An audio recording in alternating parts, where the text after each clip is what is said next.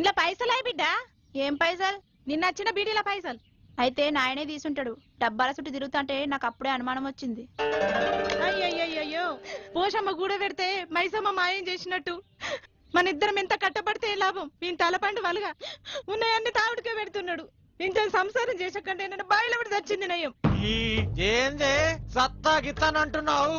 పైసలు ఏమంటే పరాశకాలు అర్థమనే నీ అవ్వ. నువ్వు పైసలు ఎరబెడితే నాకేందే? ఈడున్నారా కౌరయ్యా, ఆడున్నారా కౌరయ్యా, ఇటు రా కౌరయ్యా, మమ్మల్ని తీసుకోపోకౌరయ్యా అని పైసలేనని పిలితే నీ అవ్వ. నువ్వు నాశనం గాను బియ్యం కోసం దాచిన పైసలతో నాగతావా? దయ్యాలకు పుట్టినోడా? నన్ను దయ్యాలకు పుట్టిందంట అవే. మా అవ్వ కోటెక్క దేవతలకు మొక్కి కనదే నన్ను. సత్త సత్త అంటున్నావు కదా. నేను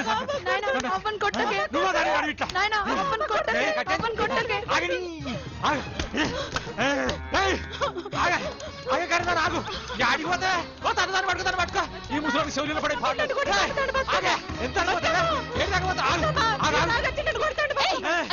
అడ్డోలే పక్క అడ్డోలే.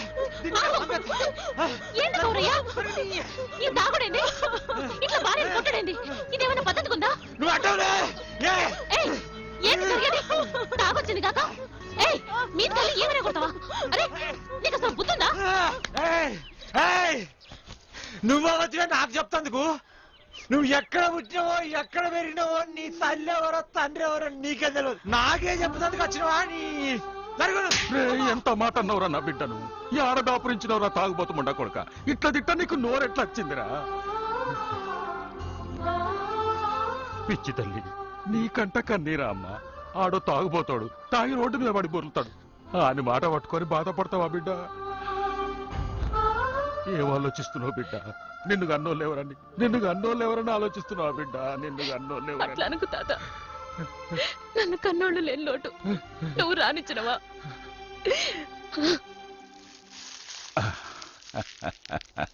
ఎన్నేండ్లకు ధాన్యలక్ష్మిని చూస్తున్నానమ్మా.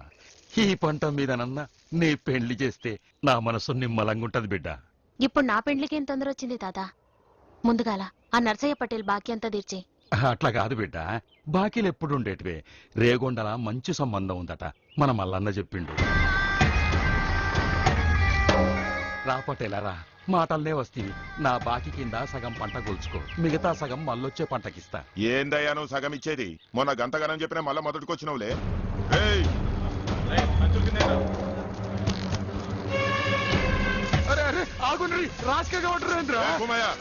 ఏది పటేలా ఇది? అంత కఠినమైతే ఎట్లయ్యా? ఈ రాశి నీదా?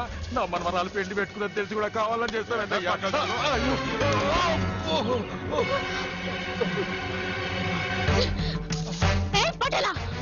మా తాత మీద చెయ్యేస్తావా? నువ్వు మనిషివా పశువా? ఏందే లవ్ మాట్లాడుతున్నావు? ఇది నీ తాత జాగిర్ అనుకున్నావా? ఆగు బిడ్డ. ఏమైంది తాత? ఏం చెప్తా ఈ నుండ్రి. ఇయాల నుంచి కౌలు లేదు గివులు లేదు. అందరికి చెప్పుండ్రి, నా భూములన్నీ అమ్మేసిన. రేపటి నుంచి ఎవరైనా అడుగు పెడితే మర్యాద గుండా జాగ్రత్త. రేయ్ ఎత్తండ్రా.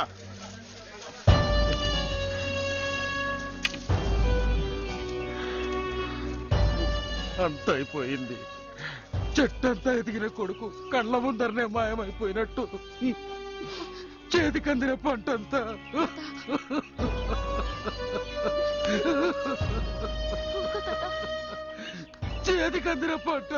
చేతికందిన పంటంతా కాకుల సంపద గద్దలు ఎత్తుకపోయినట్టయింది. ఇప్పుడు కౌలు భూములు కూడా మాయే. ఏం చూసుకొని బతకాలి? సొంత భూములన్నీ ఎప్పుడో మాయే. సొంత భూములు ఏంది తాత?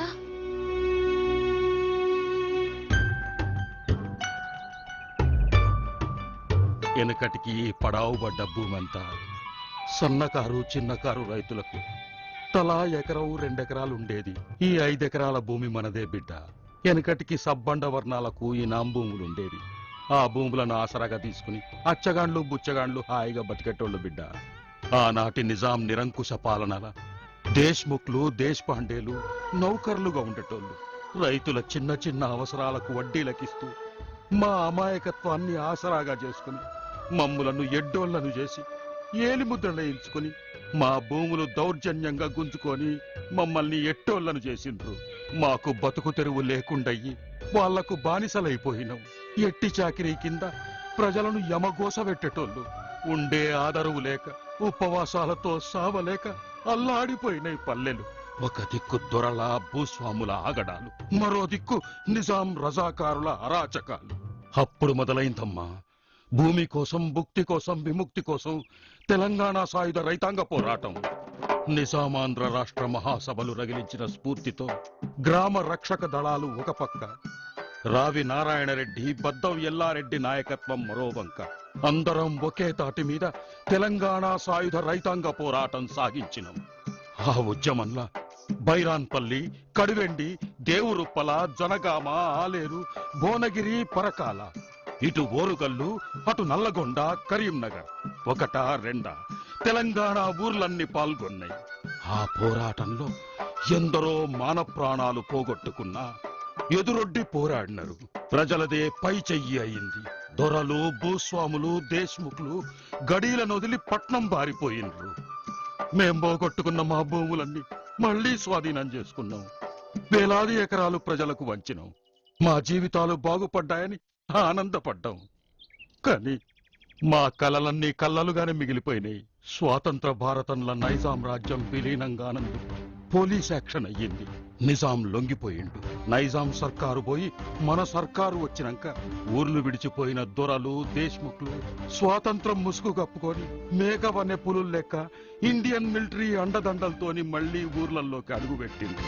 తిరిగి మా భూములన్నీ ఆక్రమించుకున్నారు. కొన్ని కారణాలతో సాయుధ పోరాటం విరమింపజేసినాం. మళ్లీ గ్రామాల్లో భూస్వాముల ఆగడాలకు హద్దనేదే లేకుండా పోయింది. అప్పుడు ప్రజల ఆగ్రహం నక్సల్బరి ఉద్యమంగా మారింది. ఆ ఉద్యమం పిలుపునందుకొని ఎందరో వీరులు అన్నల పేరుతో ప్రజలతో ఏకమై దొరలను ఉచ్చబోయించి ఊర్ల నుంచి తరిమిగొట్టి వాళ్ళ ఆగడాలకు చరమగీతం పాడిండ్రు. వాళ్ళు ఆక్రమించిన మన భూముల్లో ఎర్ర జెండాలను బాతిండ్రు. కానీ ప్రభుత్వ నిర్బంధాల వల్ల ఇప్పటికీ మన భూమి మనకు దక్కలేదు. పడవబడ్డ ఈ భూముల్ని చూసినప్పుడల్లా నా గుండె కలుక్కుబట్టదమ్మా. ఈ పోరాటంలో కుటుంబాన్ని పోగొట్టుకున్నా, భూమిని పోగొట్టుకున్నా, ఎన్కౌంటర్లా ఎందరో కన్నబిడ్డల్లాంటి అన్నలను పోగొట్టుకున్నా. ఉన్న కాస్త ఈ కౌలు భూమి దీంతోనే నీ పెళ్లి చేసి ఒక ఇంటి దాన్ని చేద్దామన్న ఆశ ఉండే. ఇప్పుడు అది కూడా బాయ్ కదా బిడ్డ. ఒక్క కోరిక బిడ్డ, బతుకున్నంత కాలం ఈ భూమిని సాధించుకోలేకపోయినా చచ్చిపోయినాక నన్న ఈ భూ తల్లి ఒడిల నన్ను, ఈ తల్లి ఒడిల నన్ను పెట్టు బిడ్డ. అమ్మని అనుబంధము చెదిరి ఆశలుడిగనే తల్లి, మా దారమోసిన సేద పొలము బంధులు మింగెనే తల్లి. అంతము లేని నీ కైరణమింకెంత కాలమో యమ్మా, నీ బంధనాలు విడిపించుటకై బలిదానాలెన్నో యమ్మా. పసిమిరాసులతో మెరిసే మోముల నవ్వులేవి మా తల్లి, నిన్ను ఓడుగా మార్చి బీడుగా చేసి లోబులు నవ్విరే తల్లి. నీ చెర విడిపించుట చేతగాక తలదించుకుంటేనే తల్లి, ఈ వరిగే కట్టెను నీ వడిలోన దాసుకోవే మా తల్లి, ఈ వరిగే కట్టెను నీ వడిలోన దాసుకోవే మా తల్లి.